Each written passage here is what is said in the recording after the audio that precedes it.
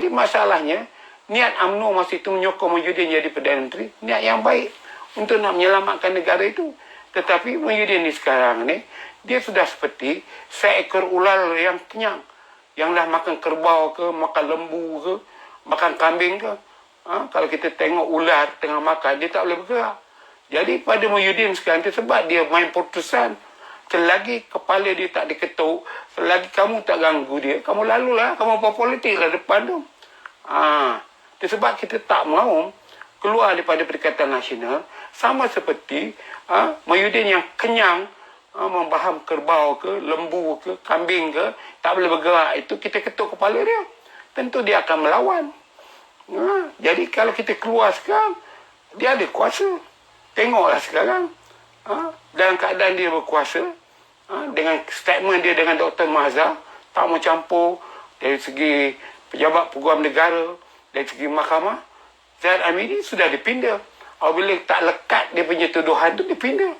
Wahal patutnya selaku ketua parti dalam kalangan yang dia respect, dia patutlah minta pada nasihat peguam negara dulu, perlu ke dituduh Zahid. Inilah perpecahan yang berlaku. Ini baru kepada satu benda, poin yang kecil. Jadi kalau Perikatan UMNO keluar, saya rasa ramai pemimpin UMNO ni didakwa oleh Muhyiddin Yassin. Kerana dia nak kuasa. Dia takut juga nak pergi ke penjara kalau dia kalah. Kalau UMNO menang, UMNO tak korek buntut dia. Nak tahu bau tahi dia ke tidak ke, mesti ada. Jadi apa dia lakukan? Dengan dia berpower, dengan peguam negara dikawal, itu dikawal, FAM dikawal. Jadi kalau dia nak buat juga UMNO di dalam kerajaan, dia nak dakwa juga pemimpin UMNO, senanglah kita. Dia pun berhati-hati juga.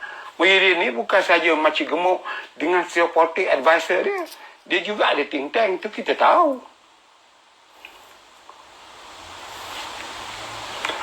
Syanur Samsudin, terima kasih. Basir Zakaria, sekejap lagi saya terajang, saya tahu itu soalan perli. Basir Zakaria ni, dua orang tadi dengan Basir Zakaria ni, saya akan terajang keluar. Terima kasih Edi. Kamu kena tingkatkan semangat juang, pedulikan pemimpin, jadi semangat DAP dalam badan kita. DAP kononnya parti chauvinis Cina, tapi kita tidak pernah mengambil motivasi pengundi Cina. Dia tak peduli calon tu. Yang pedulinya DAP itu mesti bangkit. Itu sebab pemimpin DAP boleh bertukar kursi, boleh bertukar parlimen, di mana dia bertanding, dia menang. Dewan Guan Eng daripada Kota Melaka boleh pergi ke Pulau Pinang. Dia kesian bapak dia sekejap di sana, sekejap di Ipoh, sekejap di Penang, sekejap di Melaka, boleh menang sekarang di Johor Bahru. Jadi adik kuatkan.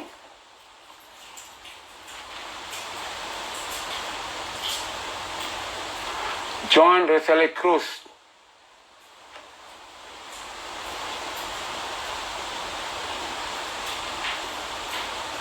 Okeylah. Thank you. Adillah misal soal berani atau tidak, kalau dah hilang majoriti dia buat. Dia punya masalah sekarang, Muhyiddin dakkan 120 orang. By hope, by group, sehingga bulan 8 atau 9 ini, dia mesti dapat sokongan 120 orang without UMNO. Maknanya dia kena ganti 36 ahli parlimen dari UMNO ni. Warisan dia tentu ada 11, amanah dia ada 11, warisan PKR dia akan tarik sampai jauh mana boleh daripada PKR. Jadi kalau Muhyiddin dapat 120 menjelang bulan 8 atau bulan 9, parlimen tidak akan bubar. Tunggulah 2 tahun lagi akan datang. Jadi itu adalah jawapan saya. Saya rasa dia tengah usaha sekarang untuk dapat 120 without UMNO. Khairuddin Abdullah.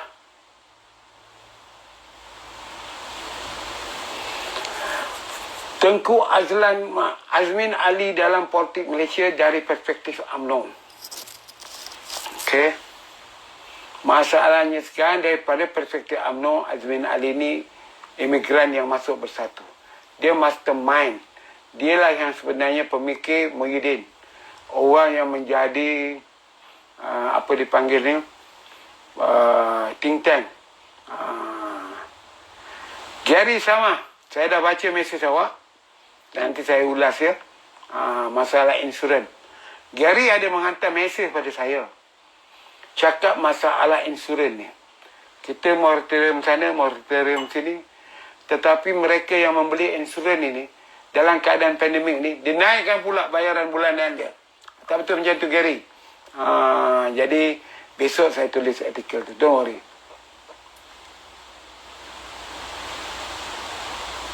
Syed Rahman, MCA dan DAP tak boleh perintah. Mereka tak cukup kursi.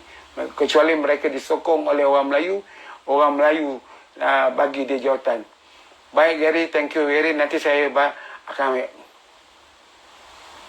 Sally Pak Mat. Okay.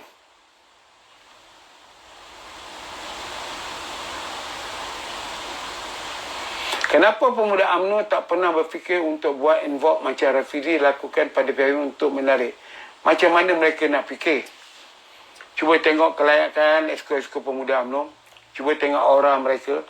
Tengok diorang punya kenyataan. Mereka tak ada idea. Mereka hanya sibuk nak jadi pegawai khas menteri sana, pegawai khas menteri ini, jumpa menteri sana bawa envelope besar, tu tender. Daripada memikirkan strategi bagaimana nak ambil anak muda. Contohnya lah, pemuda UMNO tak nak melawan.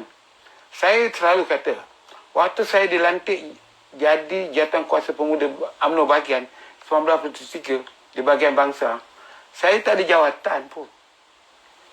Tetapi perlembagaan UMNO yang dipindah pada 1973 ada menyebut hendak dilantiklah 2 orang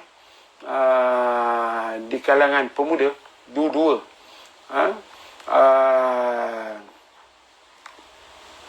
Di bawah usia 30 tahun. Di bawah 30 tahun. Saya tak ada jawatan. Saya tiba-tiba dilantik menjadi jawatan kuasa UMNO bahagian bangsa. Masa tu almarhum Raja Nongcik Raja Ishak, ahli Parlimen Kuala Selangor ya. Masa tu dia ketua bahagian, dia ahli Parlimen Kuala Selangor. Ya. Menjadi ahli Parlimen, dia jadi ketua bahagian di bahagian bangsa ya. Apa yang dia lantik saya, jadi dia kuasa. Dan dia lantik saya bersama siapa? Rafidah Aziz tu, Tan Sri Rafidah Aziz tu, Marina Yusof Peguam, dan ketua wanita UMNO Malaysia lepas itu. Tan Sri Kadir Yusof Peguam negara ya masa itu. Almarhum Ramah Osman. Kadir Yusof pun dah meninggal. Ada 6 orang yang dilantik di dalam jawatan kuasa